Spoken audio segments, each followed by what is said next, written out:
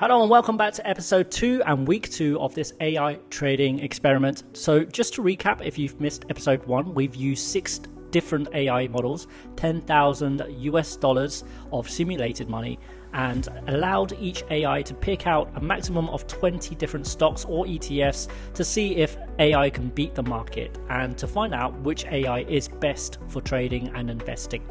So week 1 just concluded under extraordinary market pressure on Friday 10th of October. An unexpected announcement by President Trump imposing a 100% tariff on all Chinese imports sent global markets to a sharp downturn right at the week's end, and every AI got caught off guard except one. So here we have the results after week 1. We have Perplexity in last place, down $568 from around cost price of around $10,798, which is down 5%, over 5%. Next we have Claude, which is also down around 4%, 4.2% to be exact, which is down about $420. Next we have Gemini. Despite being quite strong in diversifying its picks, this one is down around 3.78%. DeepSeek did okay, not too bad. It was in profit for a while, and then because of the market on Friday, this had a 1% impact, so down around 1.49% on this one. And ChatGPT, I felt was the most diversified of all. This is also down around 1.38%, and the most shocking, Grok is actually up 3%, so we're actually up around $341.23 for this particular portfolio. So with everything added up together, that's a total loss of around $1,300, which is about a 2% loss if we calculate everything together. So here's a closer look at Grok's portfolio as it was dominating this week's AI trading experiment with a plus 3.1% gain, which is quite strong. And while everyone else lost money, here's the crazy part. They just did it with 5 simple stocks and just one winner. So essentially, Path, which is a automation and robotics company, I've never heard of it myself, but this particular pick actually did the best with a 15.44% gain and did a quite a large gain in total, which is $456 in total. Now, everything else was a loss. So QQQ, which is NASDAQ ETF, I think it's more of a NASDAQ sort of, it tracks like 100% of the 100 companies of the index. So XLV is more of a healthcare ETF, specializing just around healthcare. Harmony is a bioscience and pharmaceutical company that specializes in rare diseases, and Path, the robotics company, and then SNDL, which is actually related to cannabis and liquor from Canada. So very diverse range of picks, as you would say. But I think the main thing is, like, despite having crazy news like Trump's tariff that just got hit on Friday, Grok's picks were actually insulated from trade war chaos, and Path and healthcare stayed strong while tech and industrials got hammered. So a lot of the other AIs, they picked chip manufacturers, AI companies, anything to do with tech, and these are the sort of like the stocks that actually got really hammered. So will be interesting to see what Grok does when rebalancing its portfolio. So here's week 2's rebalancing prompt, and we'll be using this template for all 6 different AIs, but the only difference will be we'll be providing their current values, their list of positions with the values as well. So this will help them rebalance effectively and allow them to hold their current positions or make any changes, sell, buy. It's up to them what they want to do. So I'm going to put this in for each of the AIs and we'll see how it goes. So the prompts have been pasted for each of these AIs. I have provided each AI with their current holdings. As you can see for this one in Perplexity, I've also provided the portfolio values and the date and time as well, and their starting current value, their week return, whether it's in profit or whether it's in loss, and the ranking amongst the other AIs as well. So, and all of these AIs, it's basically a carry on from the last previous previous prompt that I gave. So all of it's the same essentially, but the only difference being for every single prompt that I give it is that I give it its current holdings and its status basically. So I think we're ready to actually hit run and see what happens. And hopefully, although this prompt is quite large, hopefully it will still sort of like retain all the data and everything will work smoothly without having to reprompt everything. So I'm just going to go ahead and we're going to run all these prompts to see what happens. Now that was fast from Perplexity. Actually, it's just given almost straight away, has given it's sort of like its strategy already, and it's given me a strategy here, and I think Claude is also done as well. Oh wow, yes. Oh no, it's still working on that. ChatGPT, let's have a look. Yes, this one looks like it's done. The only one I'm worried about is DeepSeek, because sometimes I think there's a translation issue when going through this LLM, because sometimes it really just doesn't understand what I'm trying to do sometimes, and it takes a long time. So DeepSeek and Grok, or both of them, take so long in doing things. Grok a bit faster in this point, so is also done exactly what I've asked it for. Put it in a table, put it in a strategy. Same with Google Gemini. I think it's done its job. Actually, all of them have done its job pretty well.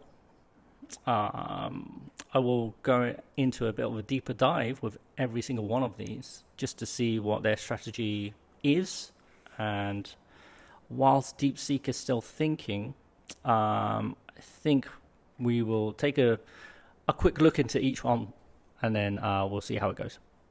So coming back to it, so DeepSeek has thought for 106 seconds. Actually, it just did what I asked it to. I think it's carry on because it helped, because it just carried on from the last prompt. But yeah, it seems to have actually followed the prompt correctly.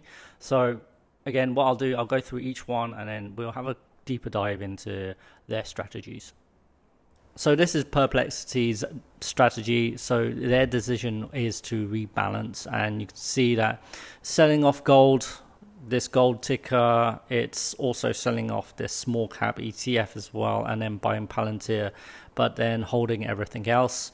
Its strategy is, because of the 5.26% loss last week, it's decided to reduce exposure to gold and small cap ETF, which weakened recently, and then it's because it's seeing strong momentum in growth stock Palantir. It's actually buying 18 worth of shares on this one, and it's remanaged its portfolio value to accompany this as well. So having a look at Google Gemini, still again the decision is to rebalance. I think this is going to be an ongoing theme for all of them, but actually not too much difference actually. So they're reducing the amount of SMH, so semiconductor sort of positions,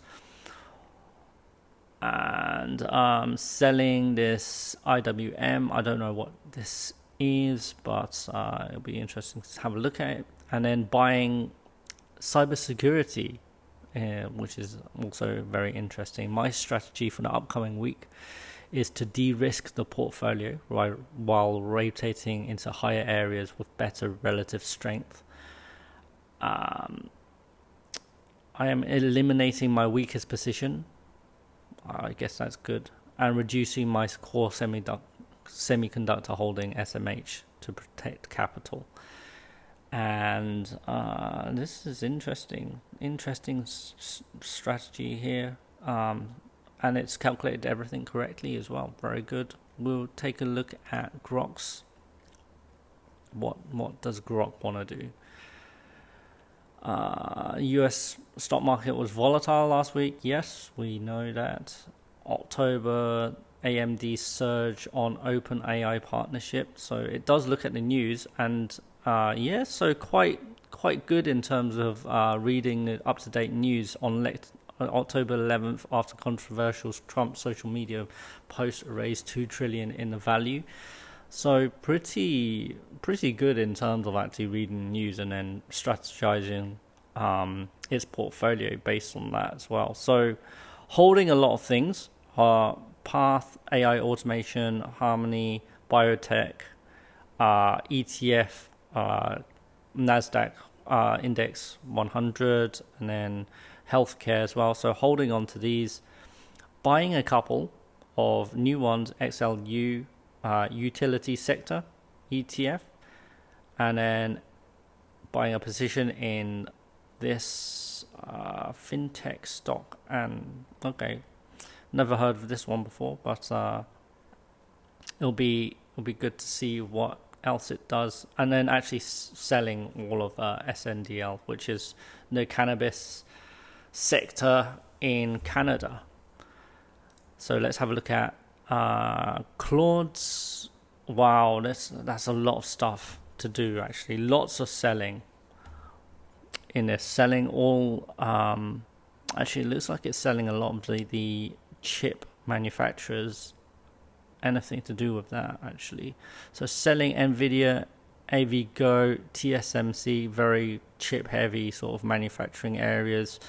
Tech sector as well, XLK, selling that position, holding on to Apple, selling XLE as well, and then buying XLU. So buying 4 additional stocks. And then the tariff-driven tech sell-off demands an immediate defensive pivot, with Trump threatening massive China tariff increases that triggered the worst day since April and wiped out $770 billion from tech mega caps. So yes, so Claude was very semiconductor overweight actually, and it does even state it was 71% allocation in semiconductors as well, which is why it's selling so many of these positions, which is really good actually, because again, this one actually read the current news, and it's creating its strategy based on what's actually happening in the markets, which is quite interesting. So it'll be interesting to see once I do all of these positions into Yahoo Finance, see what happens here. Okay, ChatGPT, another rebalance. So actually, this one's actually hold an increase, SPY. Okay, so hold.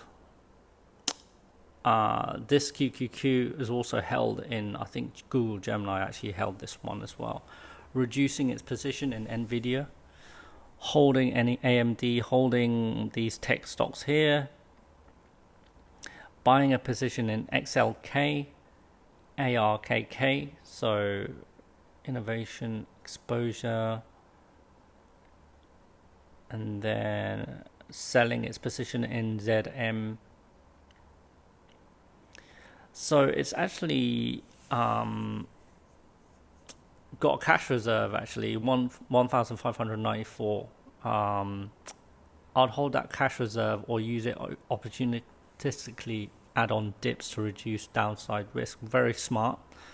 That's smart. And then given the sharp sell-off late last week, driven by renewed US-China trade wars, again, reading the news, very good. Current trends, reading news, creating strategy, very good. And then so the total port value is 9530. Interesting. And then let's have a look at DeepSeek. What's it doing? Selling 2 positions and then buying 4 positions. So it's basically rebalanced the whole portfolio. Oh wow, very interesting. After a disappointing week 1 with SMCI underperforming, I'm pivoting entirely to concentrated semiconductor focus. Wow, so I don't think it reads the news, because the other IAs are downsizing in AI semiconductor. DeepSeek is doing the opposite and actually really buying semiconductor. So completely opposite this strategy. So this potentially could work, or it could be a massive failure. But that's very interesting. I'll put all these strategies into Yahoo Finance, and then we'll see how it goes. So just updated all the portfolios on Yahoo Finance. I did have to provide some of the AIs with up-to-date prices because the prices that they wished to buy at was quite out and incorrect. So I did have to provide some of the prices to them, and they recalculated everything basically. And this is what we got to. So everything's looking quite green. There is a bit of a momentum shift in the markets at the moment, so which is probably a reflection on this green portfolio at the moment. But I will show you each AI's portfolio in the forthcoming screens. So here are all the portfolios. If you do need to take a closer look, just pause this screen and zoom in, and I'll see you all next week. Goodbye.